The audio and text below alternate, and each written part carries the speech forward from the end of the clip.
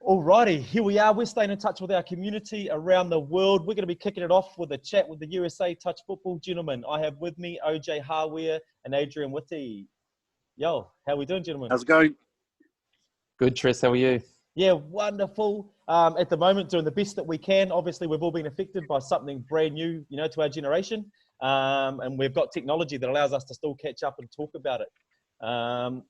So I guess sort of reaching out to you first, Age, over there in Portland, mate. How's it been for you and your, Portland Hunters Touch Football family? Yeah, the group here, we've had some hard decisions to make early on about whether to continue some practices and so forth. But we're at the start of our season, so it's not too bad just yet. An opportunity for folks to work on basic skills. And I think the hardest part's just not being able to connect personally with folks. And that's a big part of our sport here is growing face-to-face and person-to-person. So that's been a bit challenging. Yeah, gotcha. Oj, how's it down in Arizona, mate?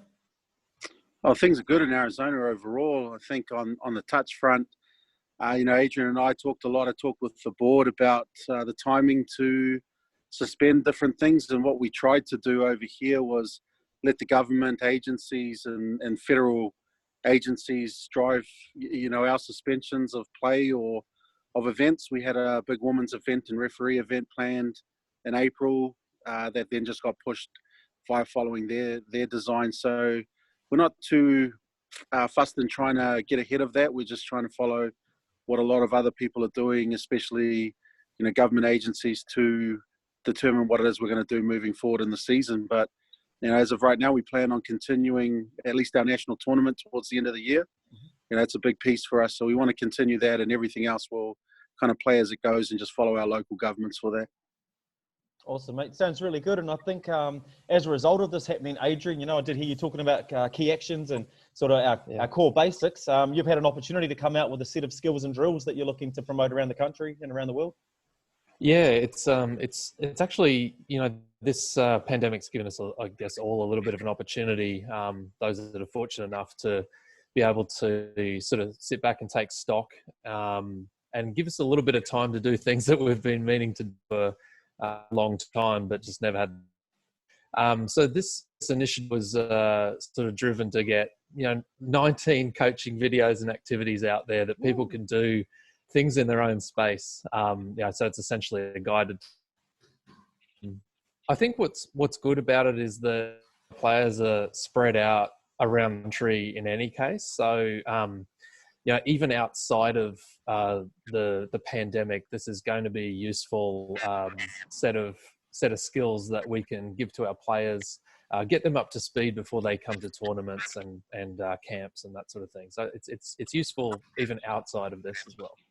Awesome, mate. So what are we looking at seeing? I saw your first one come out, which was great ball grip. That's one of the things that I, love working on, and we've done a little bit of work over the last few years. Where are you going to be heading with it? What can we look forward to seeing? Yeah, absolutely. So the first 10 are really focused on some very, very skills. So like you said, ball grip, how to make midfield touches, profile touches. Awesome.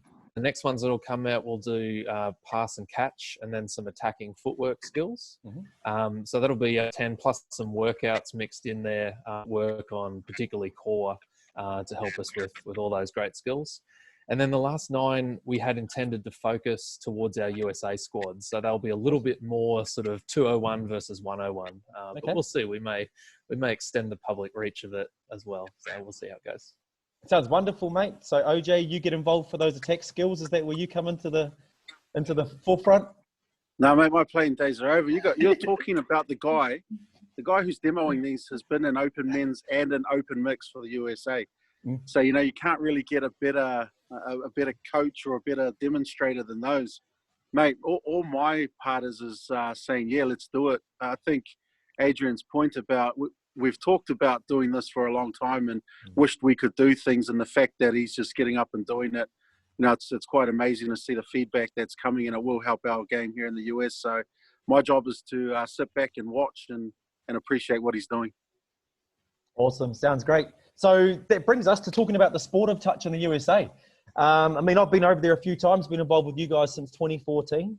You've got a really awesome touch community. I love hanging around you all. How does the grassroots touch football look, OJ, moving forward from here?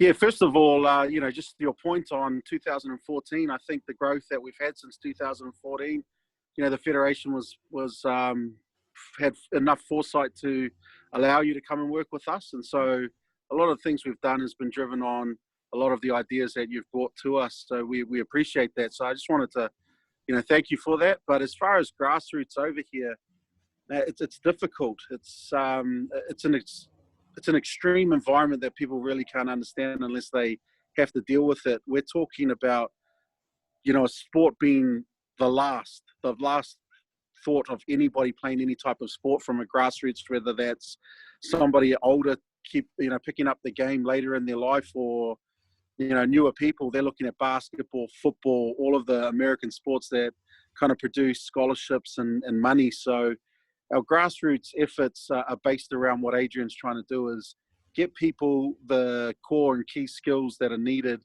to pick up the game at any point, that they can pick it up online and just find it and say, okay, cool, those are things I think I can do, and maybe get out and give it a go in their local area. So there's a lot of things that this is beneficial towards. And then for us, it's about making partnerships with other organizations to get a better foothold in our communities, whether that's partnering with, somebody like a rugby community or anything else really that we can, that just gets us a hold in the community.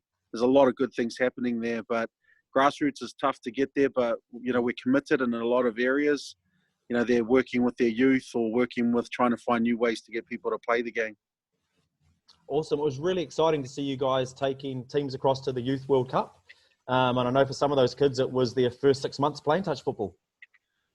Yeah, 3 in some cases. I think the first game that a couple of them played was a warm-up game against South Africa, and says, welcome to the deep end. And, awesome. They thought that they had learned something, and then the next day they got Australia and New Zealand. So, it was a good wake-up call for them, and, they enjoyed it. So, we were blessed to be there.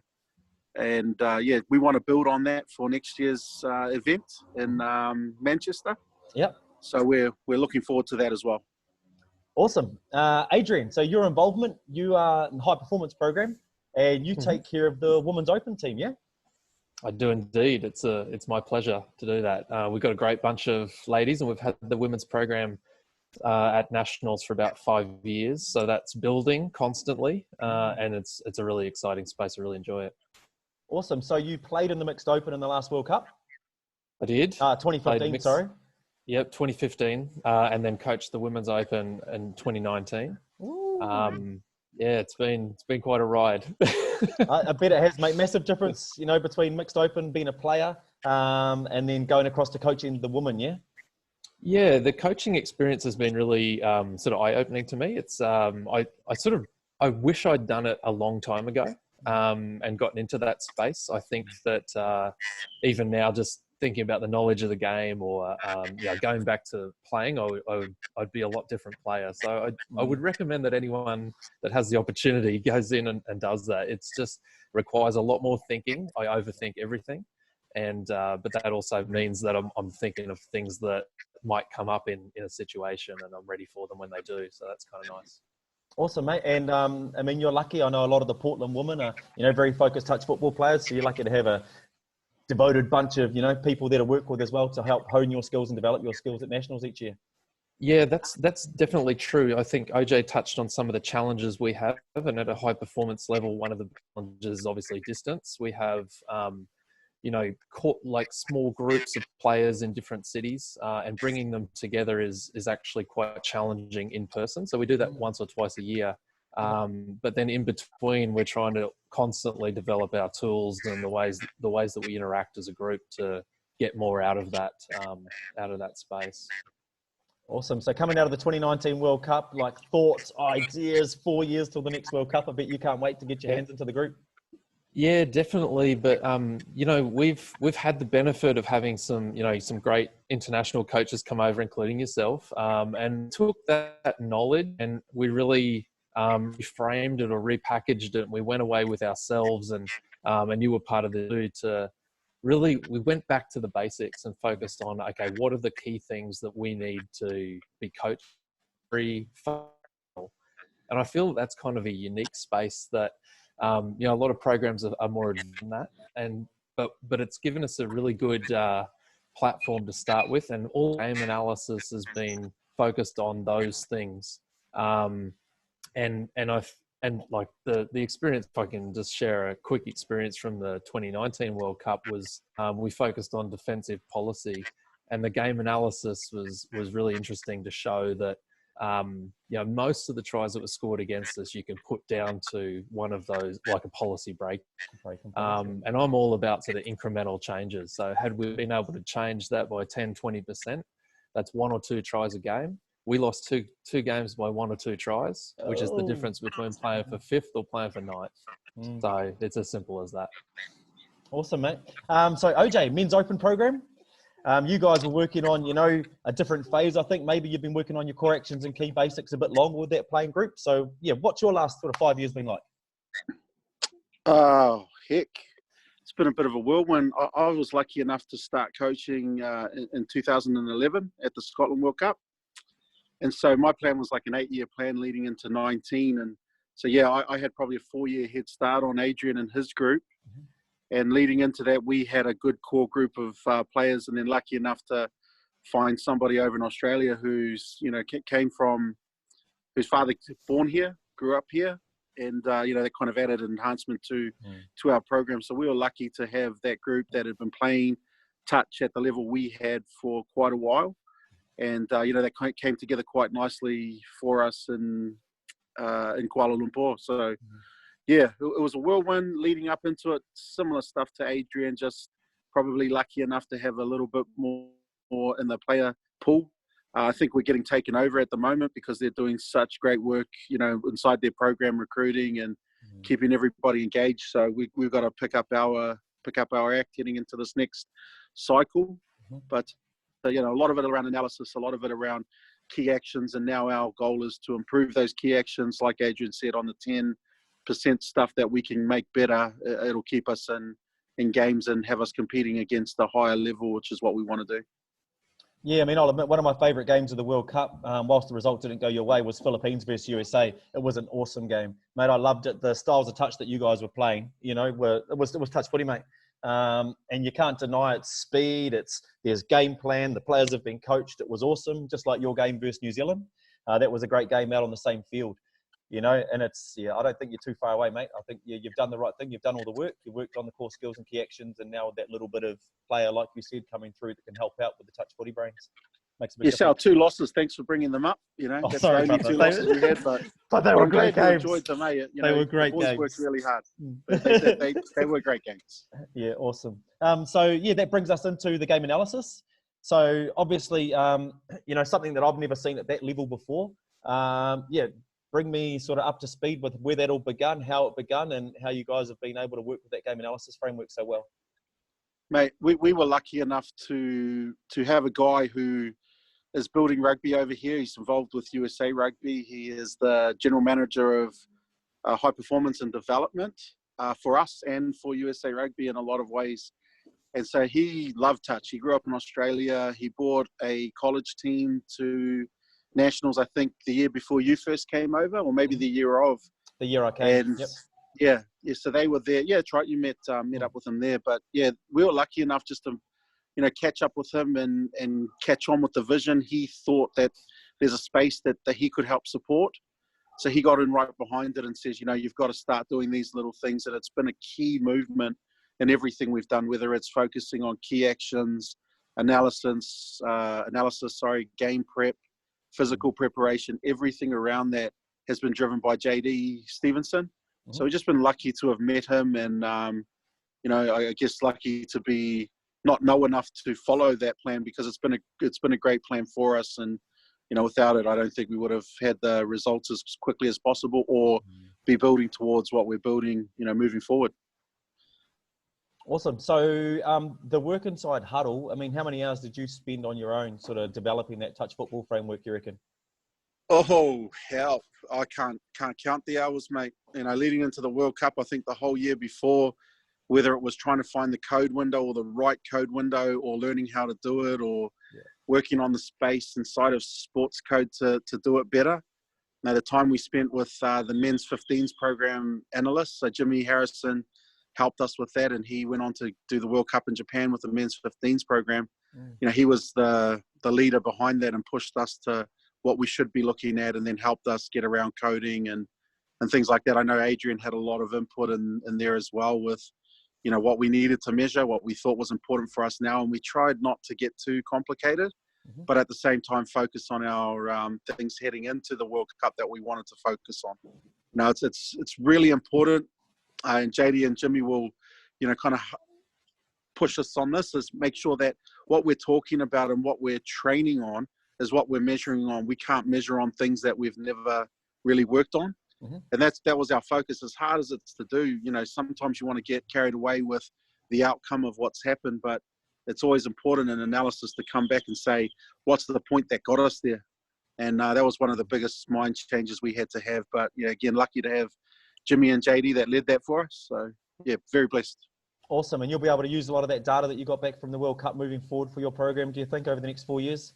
Both of you? Yeah, well, I mean, you just got to talk to the other guy on the call. He's really been pushing that data and looking at measurables that we can go and say, you know, he mentioned at the 10 to 20% that we can change. So he's gone and analyzed a lot of that data, and will be pushing us forward over the next 2 years in our key actions and behaviors on the field. That's amazing. Adrian? I think what's really nice about it, Tristan, is that it really does validate the things that we had pushed forward as key skills or core actions. And we were able to measure those both at a sort of a team level and an individual level. And then I think the thing that's really interesting about analysis is that it can, as a coach, really, like if you watch it, you start to say, oh, did I see that correctly? And you start to see trends that you actually, it validates or it devalidates what you think you saw. So I think it's a good tool for that as well. Yeah, awesome, mate. Cool. So what does the future of touch look like, mate, over the next 12 months for you, Adrian? I mean, I think for us, it's always the same sort of game in that we're just looking for where do we recruit from. I just feel that this, like the country is big, and OJ alluded to that. If we even was able to tap like a small part of the athlete and talent pool that's here, even remotely, then it's kind of like lookout world in that case. And so I'm sure that OJ will talk about this, but on the one side, it's trying to figure out how we recruit and how do we find those people. And on the other hand, it's like, if it blows up, which it could do, are we ready for that? And what's the infrastructure needed to do that? Because we're all grassroots volunteers, and it's, you know, if it gets massive quickly, that's a capacity. So yeah, that's a good point. OJ? You reckon, mate? Well, I don't even know how to answer that question as far as if it blows up. I mean, it's a matter of when, you know, and do we have the right things in place? You know, this COVID situation has really hampered us as far as looking at some coaching things we were trying to implement to get more coaches. Not just coaches that coach the game, but coaches that coach referees. You know, we're just missing in so many aspects of the game that we're normally wearing 1, 2, 3, 4, 5, or 6 hats. I mean, Trish, you can just look at the times you've come to nationals. It's one time you're, you know, heavily focused on helping with referee stocks, and then the next one it's IDing players, and then the next one is developing players. So it continues to shift when we just don't have the pool of people to get involved in that. But like Adrian said, we've got to be ready and have the education pieces for that. And it has to be based around what we're trying to do as well. So our next 12 months looked one way. Now it looks very different. So we're hoping to have a tournament at the end of the year. That's our key focus at the moment is, you know, let's go through this situation and do what we can as far as trying to flatten this curve and practice our social distancing. And then we'll come out the back of that and see where that falls. But yeah, we're hoping that our nationals runs the first week of October.